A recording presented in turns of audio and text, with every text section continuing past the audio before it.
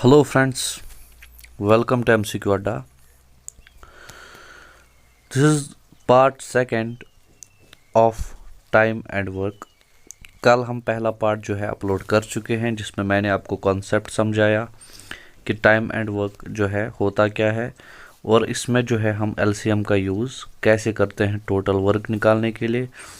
दो चीज़ें मैंने आपको और बोली कल कि आपने दो चीज़ें करनी है। एक तो आपने टोटल वर्क निकालना है जो कि एलसीएम होता है, और दूसरी चीज़ आपने जो निकालनी है कि एक दिन का काम कितना है। बस आपका क्वेश्चन निकल जाएगा, ठीक है। सो इसी कॉन्सेप्ट को थोड़ा आगे चलाते हैं, फिर नया कॉन्सेप्ट मैं आपको सिखाऊंगा इसमें। चले स्टार्ट करते हैं आज का सेशन। देखिए, पाइप्स का क्वेश्चन है। फिर से कल भी मैंने इसके 2-3 क्वेश्चंस जो है करवाए हैं। मैं आपसे रिक्वेस्ट करूंगा कि आप पहले पॉज करके खुद कोशिश कीजिए, क्योंकि कॉन्सेप्ट सीखा है तो क्वेश्चन में प्रॉब्लम नहीं आनी चाहिए। ठीक है, 2 मिनट लगते हैं, 3 मिनट लगते हैं, 4 मिनट लगते हैं, डजंट मैटर, लेकिन आप खुद ट्राई करोगे तो आपके लिए ज़्यादा बेनिफिशियल होगा। उसके बाद जो है आप सॉल्यूशंस देखिए, ठीक है। चलिए स्टार्ट करते हैं। A tank can be filled by a pipe in 4 hours. एक पाइप है जो कि फिल करती है 4 घंटे में पाइप को। While it can be emptied by another pipe fully in 9 hours. और एक पाइप इसको एम्प्टी कर सकती है 9 आवर्स में। देखिए, इसमें कंफ्यूज नहीं होना है। पाइप्स में या तो ऐसे पूछेगा वो कि 2 पाइप्स हैं, एक इतने में टाइम में फुल करती है, एक इतने टाइम में, और या तो यही पूछेगा कि एक एम्प्टी करती है, एक फुल करती है, ठीक है। सो मैंने क्या बोला आपको कल कि हमने पहले टोटल वर्क लेना होता है। तो 4 और 9 में कॉमन है कुछ।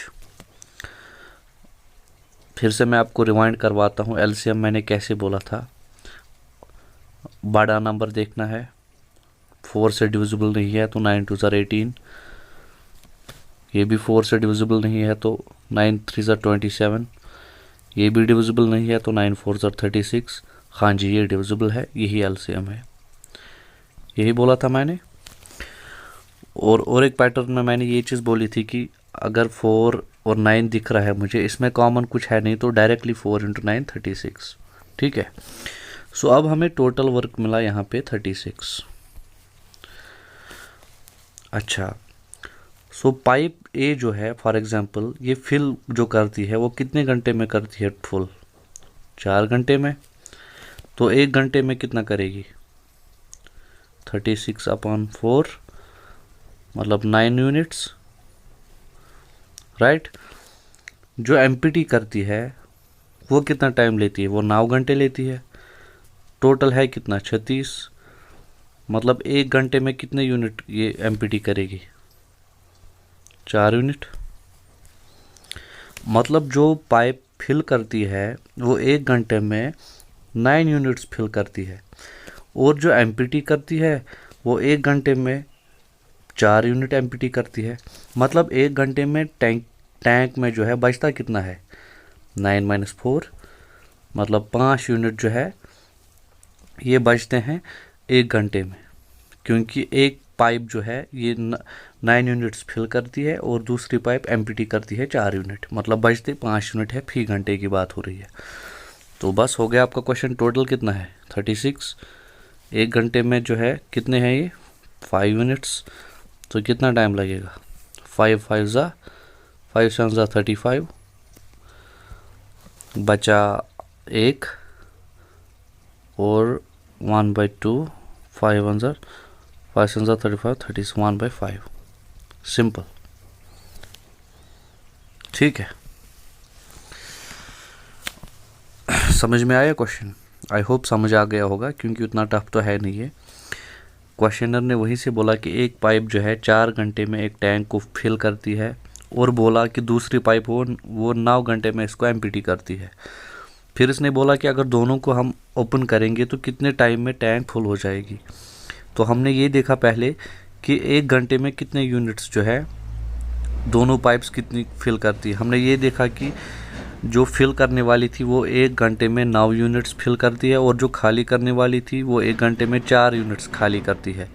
तो मतलब 1 घंटे में हमें बचे 5 यूनिट्स। टोटल वर्क हमें पता था, या टोटल कैपेसिटी जो भी बोलो आप, वो 36 थी। उसके हिसाब से हमने देखा तो 7 1/5 हमारा आंसर आया। ठीक, चलिए दूसरा क्वेश्चन देखते हैं। A is twice as good as workman as B. देखिए, ए और बी दो काम करने वाले हैं। ए इज़ ट्वाइस, ट्वाइस मतलब ए 2 काम करता है तो बी 1 काम करता है। राइट, वर्क की बात हो रही ना ये। They finished the piece of work in 14 days. 14 days में इन्होंने काम ख़त्म किया।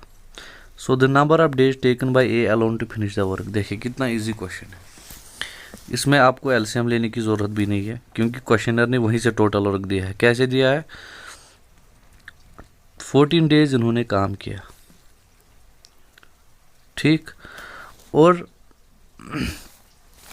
अगर बी जो है 1 यूनिट करता है और ए जो है 2 यूनिट करता है, तो टोटल कितने यूनिट्स ये एक दिन में करेंगे? 3 यूनिट्स। सो वर्क हो गया टोटल 14 × 3, सिंपल, क्योंकि 14 डेज में इन्होंने किया, 3 यूनिट्स करते थे, तो कितना हुआ ये? 4 3 = 12, 3 1 = 3 4 42। ये हमारा टोटल वर्क आ गया। अब टोटल वर्क ये है, तो सिंपल पूछा क्या है? ए अलोन, ए कितना करेगा? ये 42 वर्क है, 2 यूनिट ये दिन में करता है, सो 21। सिंपल। अगर बी का पूछता तो बी कितने यूनिट्स करता है दिन में? 1 यूनिट। सो 42 यूनिट्स ये 42 डेज में करता, और टोटल ये करते हैं जो है 3 यूनिट्स, मतलब 14 डेज में। ठीक है, ये क्वेश्चन ने वहीं से दिया है। चलिए आगे देखते हैं। A is 30% more efficient than B. देखिए, मैंने सबसे पहले आपको परसेंटेज इसलिए करवाया क्योंकि परसेंटेज मैंने आपको पहले ही बोला कि हर किसी चैप्टर में यूज़ होता है। अब देखिए यहाँ पे 30% मोर एफिशिएंट देन बी। याद कीजिए परसेंटेज में मैंने कैसे बोला था, अगर 30% एक ज़्यादा एफिशिएंट है बी से, तो सिंपल यही हुआ ना कि अगर बी 100 है तो ए 130 है, यही तो 30% एक्स्ट्रा हुआ कि नहीं? सो हम, ये तो मैंने आपको सिखाने के लिए बोला, हम 13 और 10 लेंगे। राइट, ये चीज़ अगर आपको समझ नहीं आई तो आप जाके परसेंटेज का लेक्चर देखिए, जिन्होंने देखा होगा उनको पता होगा कि ये चीज़ आई कैसे। ठीक है, तो सिंपल ये हो गया इनके यूनिट्स। अब क्या बोल रहा है ये? B can complete a work in 39 days. B complete करता है वर्क 39 डेज में, तो कितने यूनिट्स करता है दिन में? 10। मतलब टोटल वर्क कितना है? 390। 39 × 10, हमें टोटल वर्क मिल गया। वहीं से क्वेश्चन जो है एग्जामिनर ने प्रोवाइड किया। देखिए थोड़ा सा कॉन्सेप्ट लगाना होता है। How many days will A take to complete the work alone. फिर से वही चीज़, टोटल वर्क आपको पता है, पर डे 13 यूनिट करता है ए, तो कितने दिन लगेंगे? 390/13। क्या है इस क्वेश्चन में? 30। कुछ करने की ज़रूरत थी नहीं, सिंपली ये चीज़ आपको समझ आनी थी, और ये परसेंटेज में मैं करा चुका हूँ। इसीलिए करा चुका हूँ कि परसेंटेज जो है हर किसी चैप्टर में यूज़ होती है। ठीक है, चलिए आगे चलते हैं। A can do a piece of work in 12 days. ठीक है, ए 12 दिन में काम करता है, बी करता है 18 दिन में। उनको 250 मिलते हैं, तो कितना होगा उनका शेयर? देखिए कुछ फिर से आप इजीली कर सकते हैं। ये क्वेश्चन पास करके खुद कीजिए, देखिए कितना इजी क्वेश्चन है। यहाँ पे हमें एलसीएम लेना है टोटल वर्क एलसीएम कैसे मैंने बोला था आपके तरीके से। अगर देखें तो 18 बड़ा नंबर है, 12 इसको डिवाइड नहीं करेगा, सो 18 2 = 36, हाँ 12 करेगा तो 36 एलसीएम आ गया, राइट, या टोटल वर्क। अगर मैं अपने तरीके से देखूं, मुझे कॉमन दिख रहा है 6, सो 6 इंटू 2 इंटू 3, ये भी एक ही बात हुई, ठीक है। ये तो हुआ, हमें मिल गया टोटल वर्क। अब क्या क्वेश्चन पूछ रहा है कि इनको 250 रुपये मिले। पहले तो हम देखें एक दिन में ये कितने यूनिट्स करते थे। 36 टोटल वर्क है, बी 12 दिन में कंप्लीट करता है, तो एक दिन में कितना करेगा, 3 यूनिट।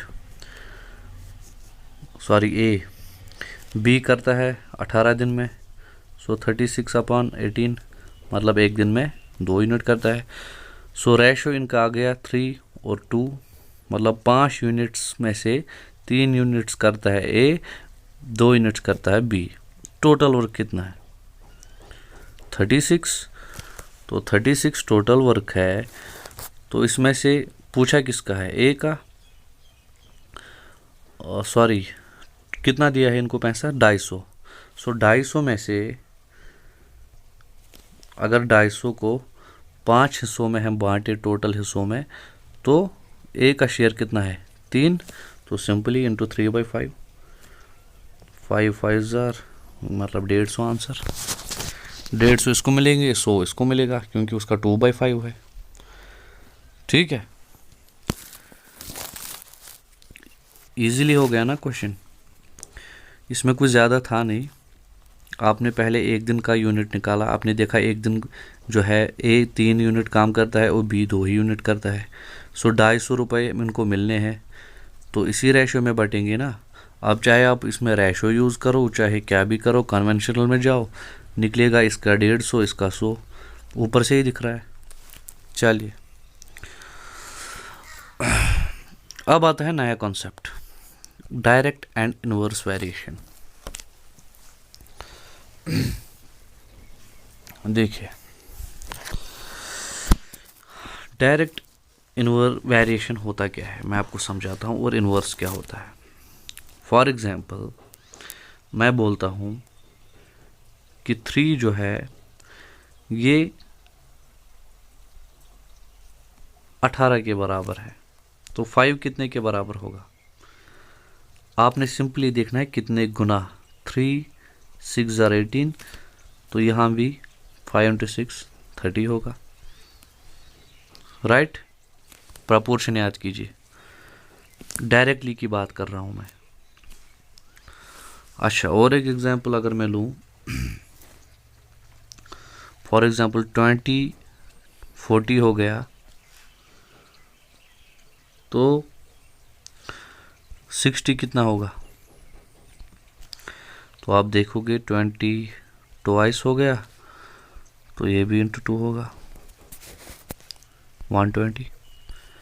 देखिए, वेरिएशन की बात जहाँ पे आती है वहाँ पे सिर्फ मल्टीप्लाई और डिवीजन चलता है। ये नहीं कर लेना कि प्लस, कि 20 + 20 हो गया 60, और यहाँ पे 40, तो यहाँ भी 60 + 20 80 आ जाएगा। नहीं, सिर्फ मल्टीप्लाई और डिवाइड चलता है वेरिएशन के काम में, ठीक है।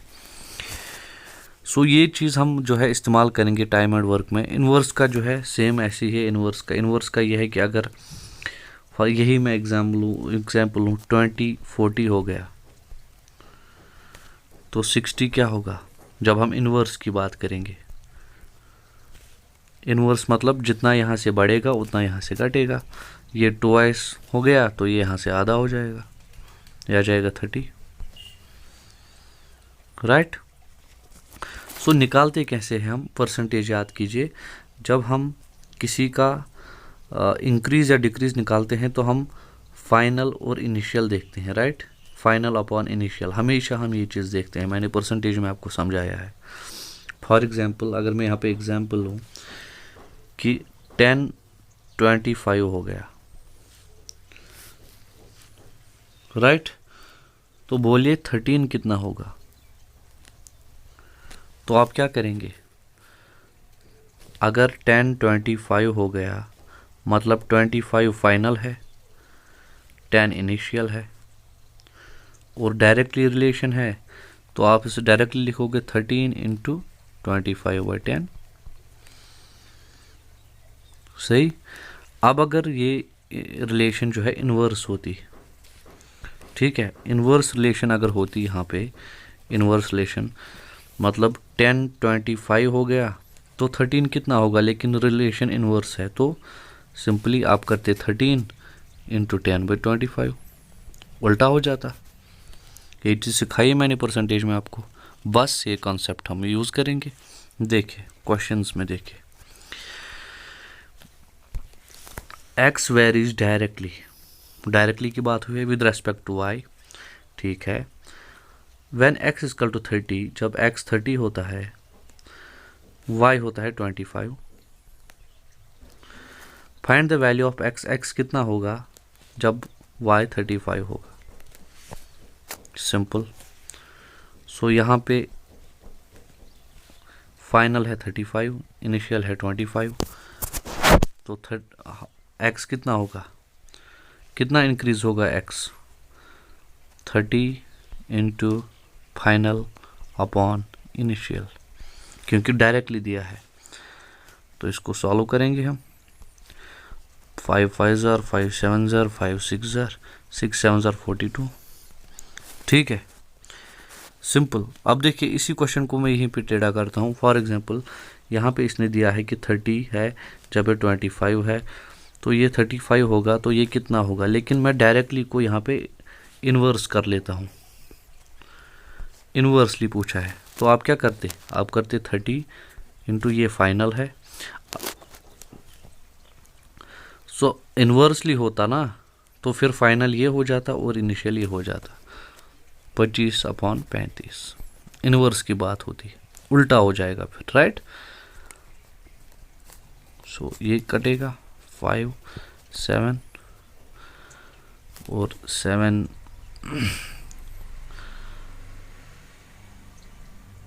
7 4 ज़ा 28, 4 पॉइंट समथिंग, ये 20 पॉइंट समथिंग आ जाएगा, ठीक है। ये तो मैंने आपको समझाने के लिए बोला यहाँ पे। अब देखिए थोड़ी सी लेवल बढ़ाता हूँ मैं इस चीज़ की, कॉन्सेप्ट क्लियर रखिए, बस फिर क्वेश्चंस हो जाते हैं। यहाँ पे इसने दिया x 42, y दिया 15, z दिया 35। Find the value of x, x की वैल्यू हमें ढूंढनी है जब y होगा 10 और z होगा 20। फिर से वही करना है, 42 की वैल्यू ढूंढनी है, कितने गुना होगा 42, राइट। तो कितने गुना होगा, डायरेक्टली है, सो फाइनल, ये फाइनल, ये इनिशियल, ये इनिशियल, तो final upon initial 10/15, final upon initial 20/35, आ गया हमारा आंसर। सिंपल है, 2 से कटेगा, 3 से, 3 1 ज़ा 3 4 ज़ा 12, ये 14 से कट गया, ये 4 से कटेगा, ये 7 से कटेगा, ये 2 से कटेगा, 2 2 ज़ा 4 4 4 ज़ा 16, ठीक है। कॉन्सेप्ट समझा रहा हूँ मैं आपको, ध्यान दीजिए इस पे। X varies directly with square of Y. देखिए अब यहाँ पे थोड़ा ट्विस्ट है, इसने बोला एक्स है 27, वाई है 3, तो एक्स क्या होगा जब वाई 4 होगा, यही तो बोल रहा है ना ये। लेकिन इसने एक चीज़ हमें बोला यहाँ पे, ठीक, इसने क्या बोला, इसने बोला कि wait wait wait wait wait wait wait wait wait question गलत लिख लिया मैंने। x 27 है तो y 3 है, x क्या होगा जब y 4 होगा, हाँ जी ये है क्वेश्चन। लेकिन इसने हमें बोला कि x जो है डायरेक्टली है वैरी करता है स्क्वायर ऑफ y, तो हमें 3 और 4 से कोई मतलब नहीं है, y का वैल्यू है ना 3 और 4, लेकिन इसने बोला हमें स्क्वायर ऑफ y मतलब 9 और 16। बस अब हमारा क्वेश्चन हो गया, ये कितना गुना हुआ, 9 to 16 हो गया, ये फाइनल है, ये इनिशियल है, तो कीजिए 27 इंटू 16/9, 9 3 ज़ा 27, 16 3 ज़ा 48, ठीक है। यहाँ पे ट्विस्ट इतना ही था कि इसने बोला हमको कि ये स्क्वायर ऑफ y के साथ जो है वेरी करता है। सो हमने y के साथ कुछ लेना देना नहीं था, हमने इसका स्क्वायर निकाला और इसी के स्क्वायर को यूज़ हमने किया इनिशियल और फाइनल। ठीक है, चलिए कॉन्सेप्चुअल क्वेश्चंस है।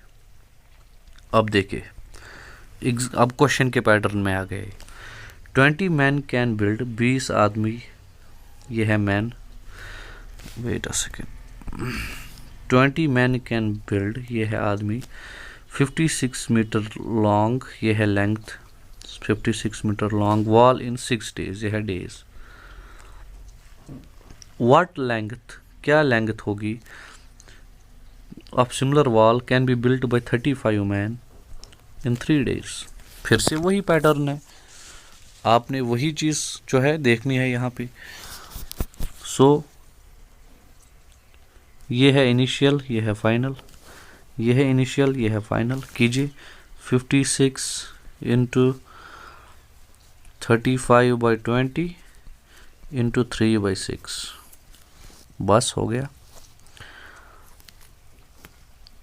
और आपने यहाँ पे एक चीज़ याद रखना, देखिए यहाँ पे आदमी बढ़ रहे हैं तो हमने बड़ी फ्रैक्शन से डिवाइड किया, मल्टीप्लाई किया, और यहाँ पे घट रहे हैं दिन तो हमने छोटी फ्रैक्शन से मल्टीप्लाई किया। ऐसे आप जो है अब कन्फ्यूजन नहीं होगा इस चीज़ से। ठीक है, सो इसको सॉल्व कीजिए।